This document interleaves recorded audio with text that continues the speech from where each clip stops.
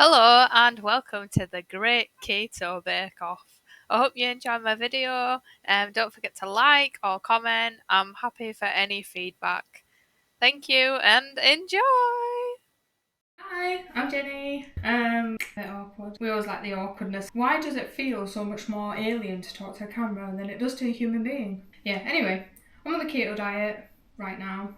I can't have a lot of carbohydrates, which is ruining my life a little bit. But we want to lose the weight, don't we? We want to feel healthier, there's so many benefits, yada yada, you can go with keto or whatever. Yeah, so I have created a keto Victoria sponge. I will link the recipe underneath, but I'll just post it underneath really. And for anyone, free of charge. I'm just doing this so that I can help some people out. You know, the keto diet requires a lot of restriction, massive amount of restriction usually, you know, because you can't have a lot of carbs. But it doesn't mean you can't have cake, so I'm going to teach you.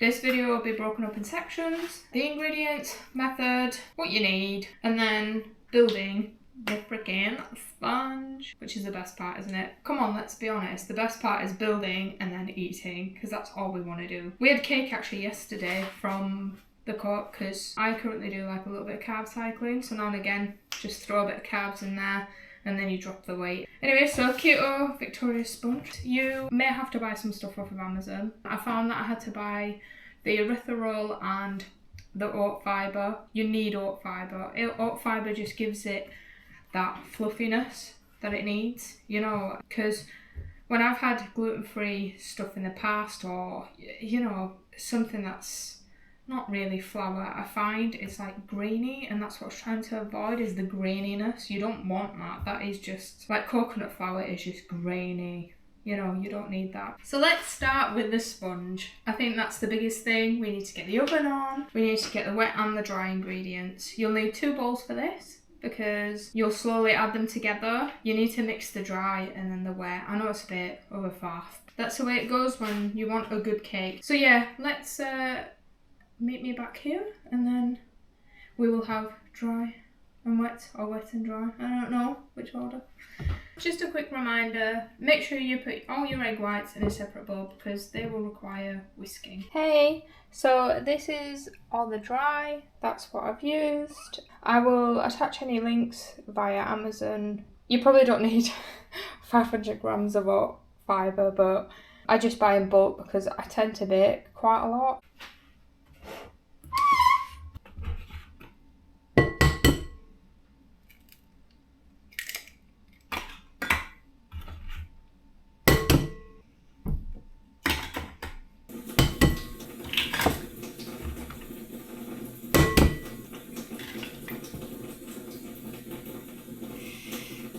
Okay, so that's done. That was messy. Don't know why it needed to do like that. It's always good to keep your surfaces clean and just pack away as you go, you know? It's a lot easier than having to clean it up all at the end. Okay, so you need to whisk the egg whites, which we'll do now.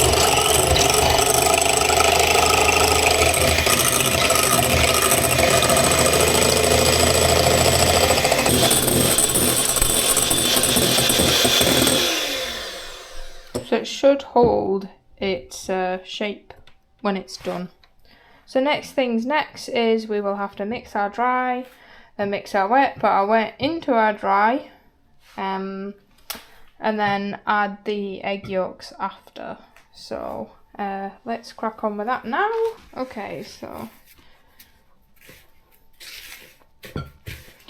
it's good to mix your ingredients.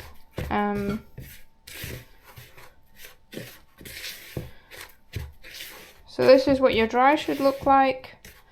Okay, and then next thing is to mix your wet together. Doesn't need to be rocket science. It is a bit lumpy because it's got the Greek yogurt in, but if you mix it long enough it should smooth out. You can use a whisk if you want, or just add that in. Smells nice, because like butter and cream just smells incredible together. That's really good. So that's one thing done. Okay, so then I will give this a mix. Once it's mixed, it will be a little bit wet, like cookie dough mix, I want to say. So it's always good to do that as well and scrape it in. But yeah, it does smell nice. It smells lovely actually. Yep, so there you've got it, your cookie dough kind of texture. What I would recommend now is just preheat your oven, because you're probably about 5 minutes off, and I don't see the point of heating the oven for like 20 minutes before you start, because it takes you about 20 minutes to get all the ingredients and, you know, your life together essentially. So yeah, so we'll put the oven on now. So I will start at about 170, warm it through. I have my tins. I will show you how to line them, because a lot of people tend to just put butter at the bottom, but if you've got parchment paper or like baking paper, then that's good. And I'll show you how to make the circle as well, because I think a lot of people don't know how to do that. So yeah, so I'll teach you how to do that as well. Put a bit of butter on the side. I did that last time. And then we'll get the mix in. Just take a bit. Essentially what you're trying to avoid is squishing it. You've just got to kind of let it fold in. It will get fluffy anyway. I did this last time and it was just a bit fluffy. Yeah. You're trying to like fold it in. It's quite hard to do at first, because obviously, you know, but you don't want to do it after, so you want to add your wet and your dry together and then mix it, because I did it the other way before and then my cake didn't turn out as fluffy. So you see, you just tap it in a little bit, mix it around, fold it through. Yeah, and you'll see as I slowly add more in that it kind of gets a little bit better. Oh, it's just from that. That's fine. That's fine. Okay. So then again, just fold it through. Just be a bit gentle with it, you know. I'm so used to just being all like rough with things, and I think with baking, it just requires a bit more care. You know, if you want something done nice, you know, see, it's going a bit more loose, a bit more fluffy. You can see that it's obviously added a bit in there. Okay, so I'll add another quarter in now. I mean, you can whack it all in, but I feel like this is probably the best way I do it, because it just keeps the air in there a little bit. Yeah, so you will need 2 8-inch round tins, which I've showed you anyway. Yeah, to do this. You don't need to fill them all the way, because they do rise quite well actually, you know. But you can see that it's becoming a bit more of a batter, but also it's still quite light, and that's what you're looking for, is like a light batter. The lighter it is, the fluffier it'll be. So yeah, so you can do it that way. Just add it all in now. Not too bad for washing up, is it? Let's be honest. Couple of bowls, and I'll wash that in between that time, and then we'll crack on with the jam, get that sorted. But yeah, ideally you just want to fold it in.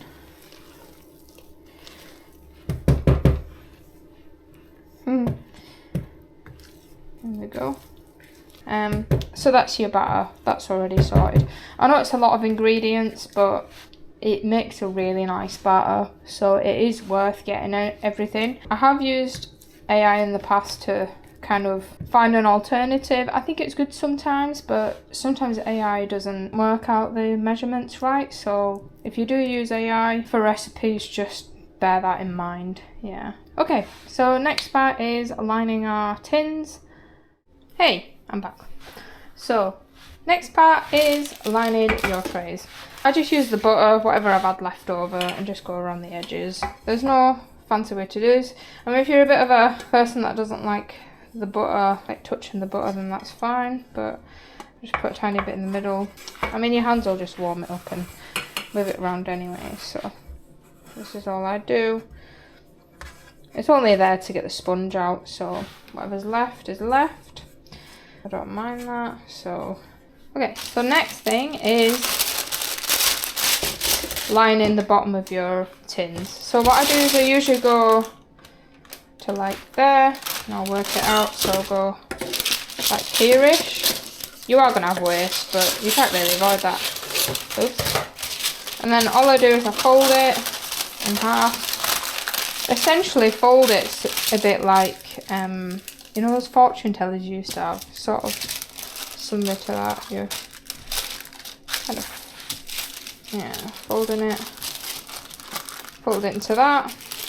And then what you do is you get the middle, like here, work it out across the edge, and just snip. That's all I do. It doesn't have to be anything fancy. It can be very rough. It might be too big. If it is, like mine, just readjust and take a little bit more off. It's probably easier.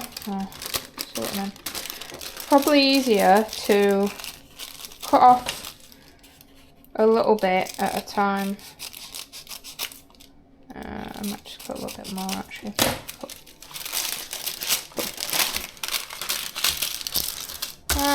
That'll do, you know, that'll do. So I'll do the other one now. So yeah, something like that, just something to cover the bottom of it, so when your sponge comes out, it'll just come out.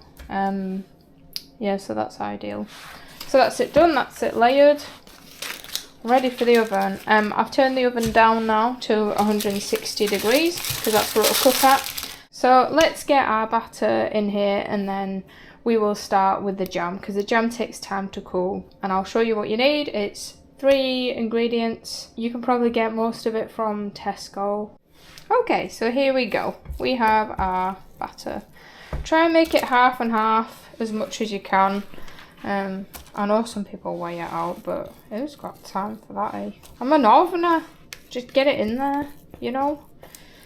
That black stuff is part of the blanched almond, so it's just probably leftover shell. Just flatten it down the best we can.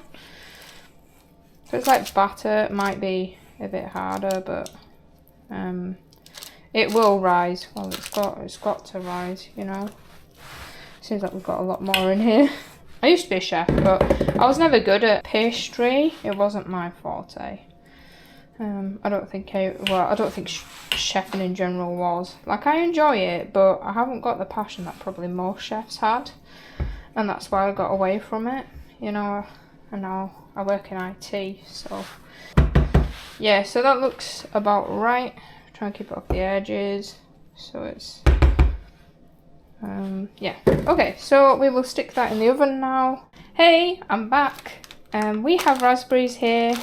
We don't usually buy the Del Monte. There are some carbs in raspberries, but it's not very high. We've got chia seeds, so this is for thickening the jam. You can do it other ways, but I find it overcomplicated. I find chia seeds are a lot better. We got this from Costco quite a long time ago, and it's taken me a while to get through it. So a lot of this has been a lot of stuff that's been sat around in our cupboard that I just want to get rid of, because otherwise it's gonna have to get thrown away. Erythritol, I bought this off of Amazon, which I'll send you the link. The link will be underneath if you want to buy some. I think this lasts us a long time because I've used a lot of this.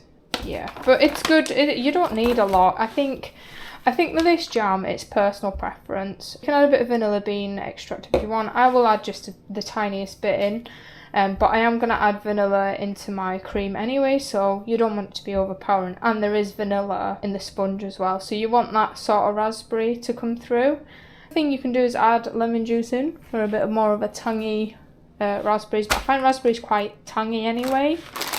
So we'll see how it goes. So it says on my recipe to put 150 grams in, but I think it's important to, I mean, if you want to follow it exactly, that's fine, but I think it's personal preference. If you're quite a jammy person, you'll probably want like 200 grams in, and then just, you know, make it from that. But yeah, I don't know how much this is, or 300 grams. So that's fine. So I'll just add a bit in, just enough to kind of jam it over.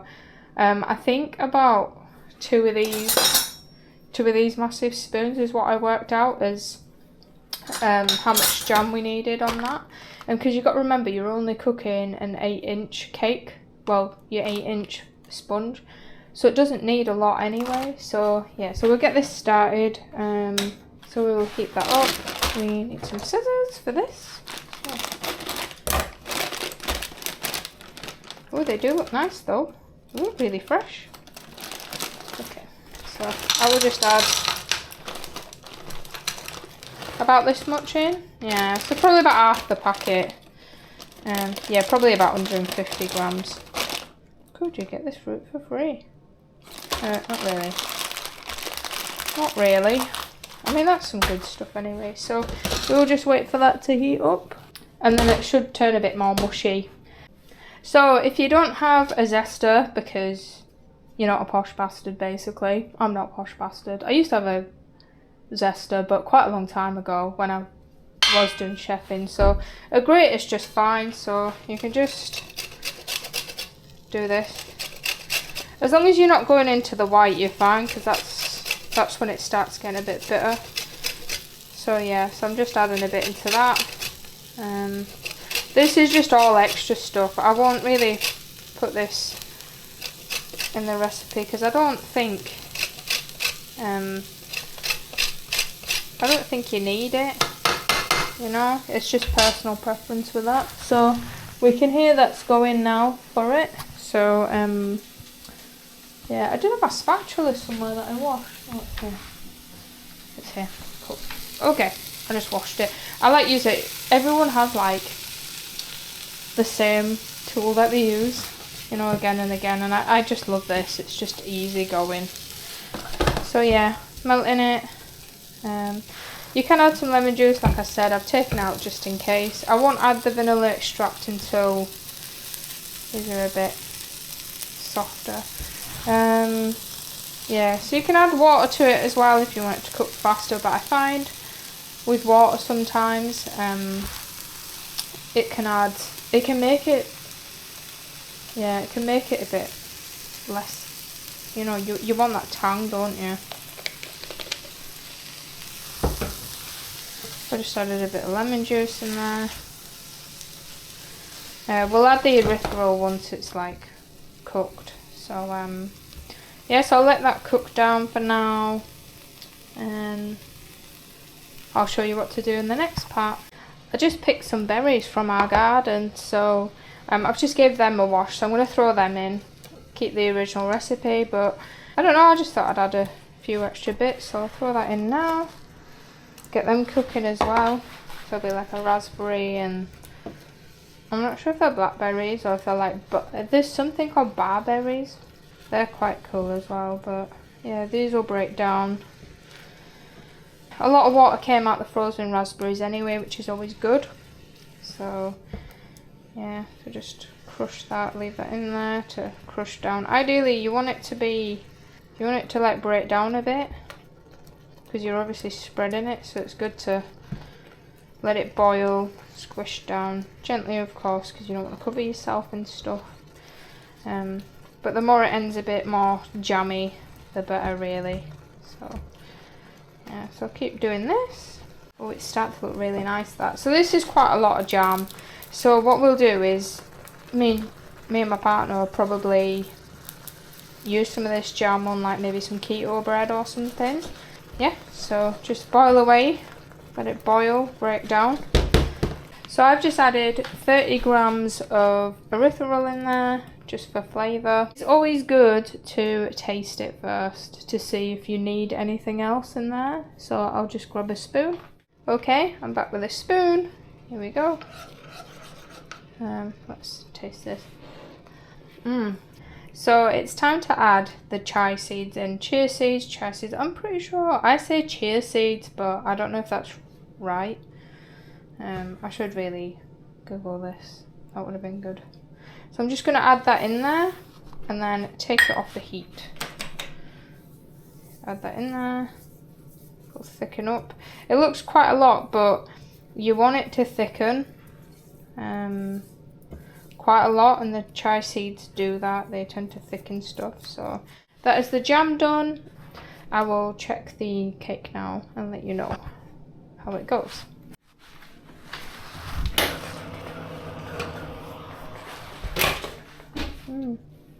It still looks like it's still cooking a little bit, so that might be good. so that's not quite done yet. That's not quite done yet, so I'll just turn it round. Let's leave that for another 10 minutes. Let the jam cool down. Mix that through. You can see it's already kind of thickening now. It's already thickening, so we'll let that continue. I'll let the jam sponge rest anyway.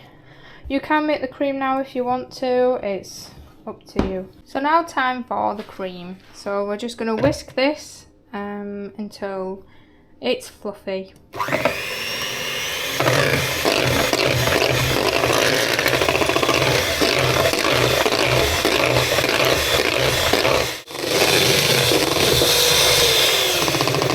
Does it hold its shape? Yes, it does. So this is probably the consistency you want it. You want it light and fluffy, and you want it to hold its shape. That's what you're looking for. So I will cling film this and stick it in the fridge just to rest, cool down. Yeah, and then we will get the cake out of the oven. Yeah. 3 hours later. Hey, I am back. We're on to the best part, and that is making the cake. Oh, well, the Victoria sponge. I keep calling it a cake, but cake's cake, sponge is sponge. I don't really care. So I'm going to be a rebel and put jam on both sides because that's what I like. But, you know, you can do it the other way. The jam's thick now. It's like more like a paste, and that's what you want. You want that jammy goodness. Jammy goodness, yeah. See, I like quite a lot of jam, so that's what we do. I think I actually do have a tool that might help us out a bit, actually.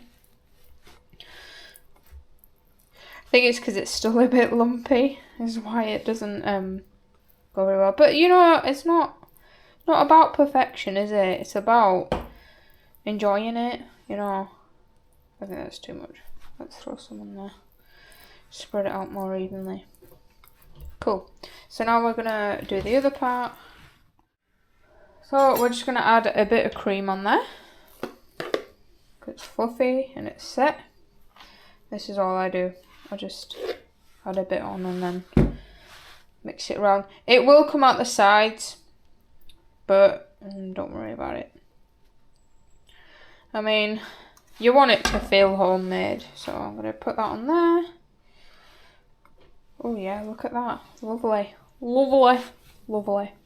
Then all we do is, so the erythritol, I use just the normal granuled, but I just stuck it in a blender, like a food blender, just to refine it. So that's all I did the last time I made it. So you just want, it'll go a bit clumpy because it's quite warm weather, but all you want to do is this, and then just go over, yeah. Doesn't have to be perfect, but you just want it to look, you know, good. Sorry if you can hear that. My partner's playing with the drone in the house. So yeah, but that is it done. That's great, isn't it? Don't worry about the cream because the cream can be used to put with a cake, but that's what it looks like. Lovely.